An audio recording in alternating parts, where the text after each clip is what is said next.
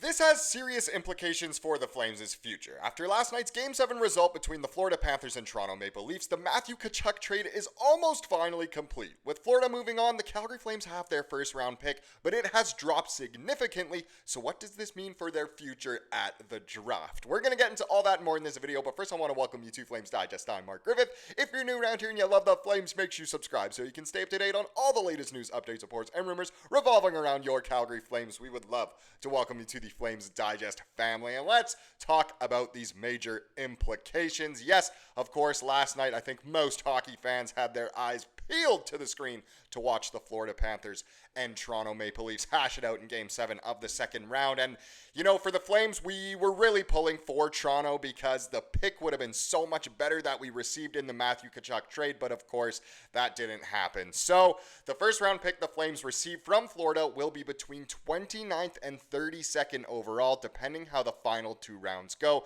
The pick transfer completes the Tkachuk trade. So we still don't know exactly which pick it's going to be. It depends, you know, if Florida moves on to the final, if they win the final or not, but it will be between 29th and 32nd overall, which isn't great because had Toronto won Game 7, the Flames would have received the 22nd overall pick.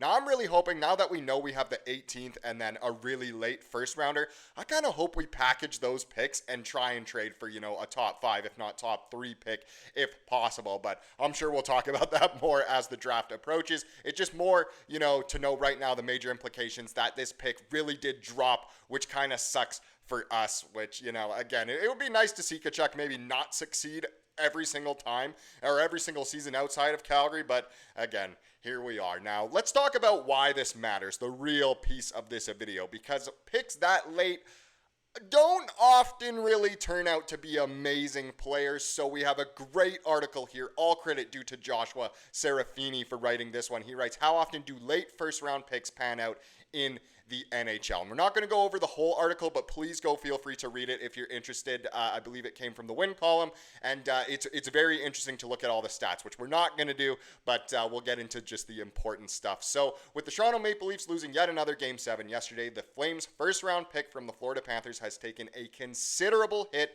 in value. With the Panthers advancing to the conference final, the pick they are sending to the Flames as part of the Tkachuk trade went from 22nd overall to somewhere between 29 and 32 at June's draft, depending how the playoffs unfold. Personally, I don't want Florida to win, but even more so, I don't want Edmonton to win. So if it's Florida-Edmonton, again, I'm sorry, but I'm cheering for Florida, even if that means we get the 32nd overall pick. But it may only seem like a small drop to some, but in the first round of an already weak draft, moving down 7 to 10 spots in the first round is a tough break for the talent-needy Flames. That's a great way to put it. With that said, it's not impossible to find talent at the end of the first round. Let's take a look at how often late first round picks in the 29 to 32 range can pan out. Now, this is the part of the article that I'm kind of going to skip. It goes after the past kind of more recent drafts, not the most recent one because it's too early to tell, but the other ones and who kind of went in those picks. We won't go over all of them, but we'll go over this. So late first round pick success rate.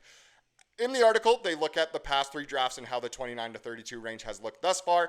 But what about taking an even larger look at the history of this range of the draft? I think that's what we care about the most here. How often do these players turn into NHL players, and how often do they become impact players? So not just maybe an everyday NHLer, but an actual kind of, you know, mainstay and really good player.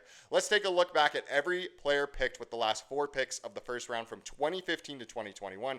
We won't include these most recent ones as it's too early to look at NHL totals for those groups. So the little metric here, we've got played NHL games, above 200 games played, above 200 NHL points, and above half a point per game. So the last 4 picks of the first round between 2015 and 2021. So a good sample size there. 27 of 28 have played NHL games. So just one guy in that range did not end up playing. Over 200 games, just 8 of 28. So already a bit of a startling number.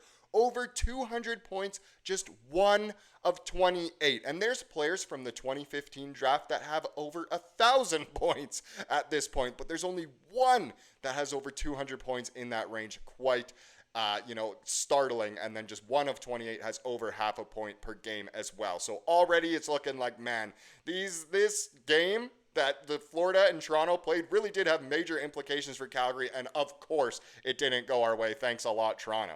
At first glance, the numbers make a lot of sense. Between 2015 and 2021, there were 28 players selected with the last 4 picks of the first round.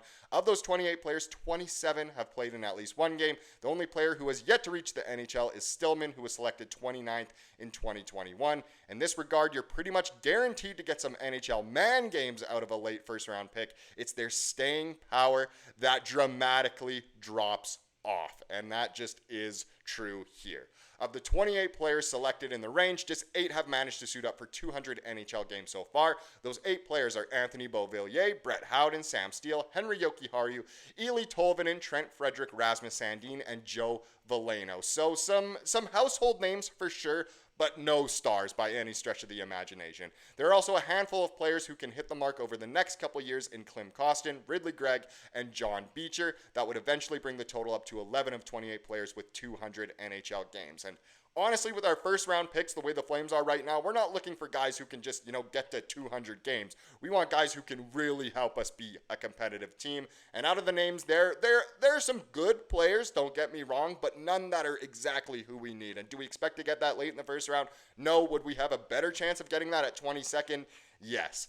If we are looking at point production, look away, Flames fans. It's ugly. Just one single player selected at the end of the first round since 2015 has posted 200 NHL points. That player is Beauvillier, who has played over 600 games in the NHL. So, again, not if we're looking at the past few years here, we're in a bad spot to select. Again, I'd love to see us package maybe our first round picks to go higher. But there are a couple players who are closing in on the total, though, with Tolvanen, Steele, Howden, Gregg, and Sandin likely to reach the mark within the next couple seasons. That'll bring the total to 5 of 28 picks to hit 200 NHL points. Still not great. Not even a quarter of them. So, yeah, really not great at all. Lastly, if you want to find a true impact player with the last 4 picks of the first round, your odds aren't great. Only one player is currently producing at or above 0.5 points per game rate of the last 28 picks. That player would be Gregg, who has 138 points in 170 games played in the NHL. That's way better than I thought, actually. Ottawa kind of got a steal in Gregg in that pick. What a first round from them. That's the year they picked Stützle, Sanderson, and Gregg all in the first round. If we could have a draft like that, we would be a much better team. No one else has hit the 0.5 point per rate thus far, which would be the bare minimum to be considered an impact player offensively. So again, not looking great.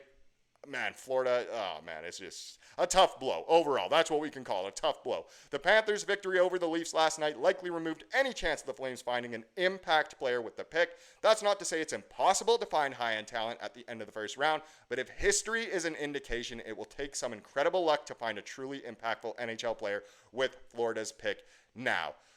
To get, kind of an optimistic view on this, look at Craig Conroy's first draft as GM. They absolutely cooked no matter what round it was, so I have full confidence that the Flames brass will be able to do exactly that again this year. A couple first rounders. I mean, look at last year. They took Matvei Gradin near the end of the first round, which was fantastic. He looks like he could be a very good player. Does he look like he's going to be, a Nathan MacKinnon? Of course not, but looks like a good player, so I do have full confidence in Conroy and the Flames management team and scouting team to get the right picks in. So it's not saying it's impossible. It's just a bit of a more pessimistic view to say, yeah, the Panthers winning last night really didn't do us any favors at all.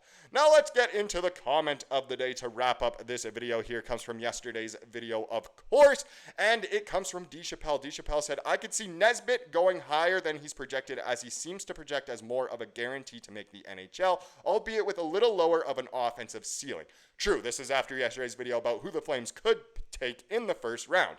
He would be a safe pick at 18, which you need 3 strong centers if you want to win a cup, and he'll still be at least a few years out before making the jump. Frosty might also sign a shorter deal for only 2 or 3 years that would take him to being a UFA, while seeing how he fits into the team's plan. So that is true. If we pick some centers now, a guy like Jack Nesbitt, it's a great choice. He still has time to develop. We still have players who could fill in for now before we're in our true window of contention like Frost, so it wouldn't be a bad pick at all. Thank you so much for watching this video. Please subscribe like you saw here today and have a wonderful rest of your day.